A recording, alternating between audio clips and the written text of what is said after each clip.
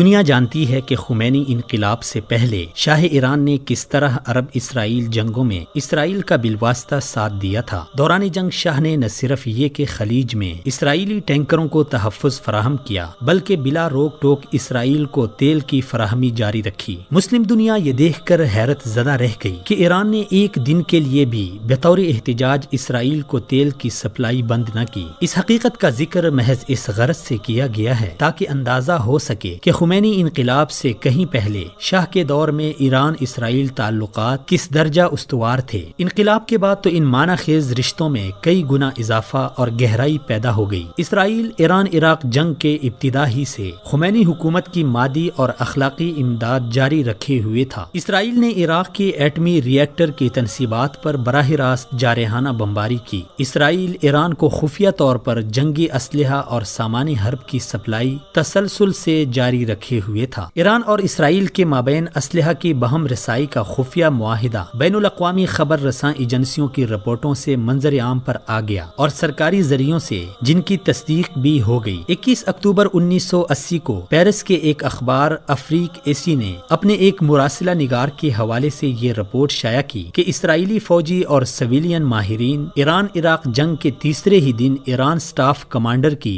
مدد کے لیے تہران پہنچ گئے تھے۔ ان اسرائیلی ماہرین کا تعلق خفیہ ادارہ موساد سے تھا۔ 2 نومبر 1980 کو لندن کے ہفت روزہ آبزرو نے یہ خبر شائع کی کہ اسرائیل بحری جہازوں کے ذریعے جنگی اسلحہ تسلسل سے ایران بھیج رہا تھا۔ 3 نومبر 1980 کو مغربی جرمنی کے جریدہ ڈائی ویلٹ نے لکھا کہ اسرائیل نے ایران کو امریکی اسلحہ خصوصاً 40 لڑاکا طیاروں کے فالتو پرزے فراہم کیے۔ 24 جولائی 1981 کو فرانسیسی روزنامہ فگارو نے اطلاع دی کہ خمینی کے ایک نمائندے نے لندن میں خفیہ طور پر ایک کمپنی سے رابطہ کیا جو اسرائیل کے لیے کام کر رہی تھی۔ 24 جولائی 1981 کو ارجنٹائن کے 2 روزناموں کرونیکا اور لا پرتسا نے تصدیق کی کہ سوویت یونین کے علاقہ میں گر کر تباہ ہونے والا ارجنٹائن کا جہاز اسرائیل سے جنگی سامان لے کر ایران جا رہا تھا۔ 27 جولائی 1981 کو مغربی جرمنی کے میگزین ڈس پاگل نے ایسی ہی ایک اطلاع دی کہ خمینی کو اسرائیل کے ایما پر مختلف یورپی ایجنسیوں کے توسط سے اسلحہ فراہم کیا جا رہا تھا۔ 28 جولائی 1981 کو ایرانی پارلیمنٹ کے اسپیکر ہاشم رفسنجانی نے ایران براڈ کاسٹنگ کمپنی اور روزنامہ کیہان کو بیان دیتے ہوئے تسلیم کیا اور تصدیق کی کہ تباہ ہونے والا ارجنٹائن کا مال بردار جہاز اسلحہ لے کر تہران آ رہا تھا۔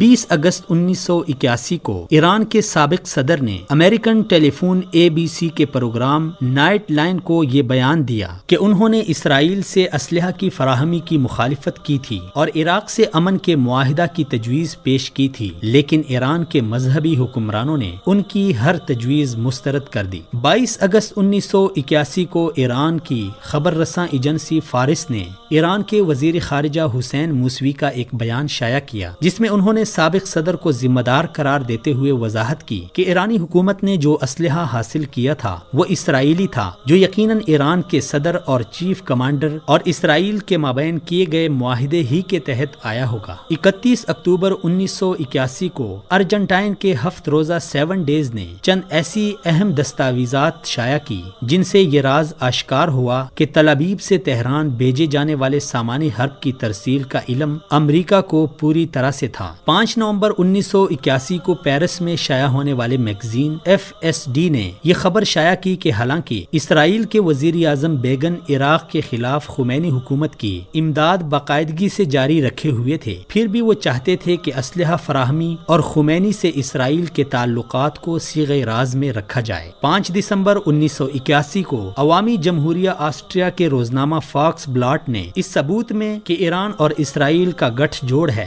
مختلف یورپی حکومتوں کے توسط سے خمینی حکومت اور اسرائیل کے درمیان خفیہ رابطہ اور سامانی حرب کی مسلسل فراہمی کا انکشاف کیا۔ یہ چند اطلاعات اور ان کی تصدیق جو بین الاقوامی اخبارات و جرائد میں شائع ہوئی نہ صرف ایران اسرائیل تعلقات کا پتہ دیتی ہیں بلکہ اس بات کی غمازی بھی کرتی ہے کہ مشرقی وسطی کے مسلم ممالک کے خلاف دونوں کے عزائم اور مقاصد میں یکجہتی اور ہم آہنگی موجود ہے۔ فی الحال ان کا ہدف عراق، یمن، شام، لیبیا ہے، ساتھ ہی اسرائیل ایران مشترکہ محاذ بتدریج عالمی اسلام کے دوسرے ممالک میں جگہ بنانے کی تگ و دو میں ہے۔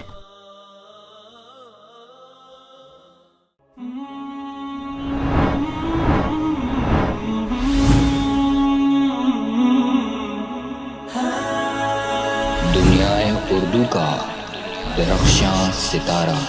وصال اردو۔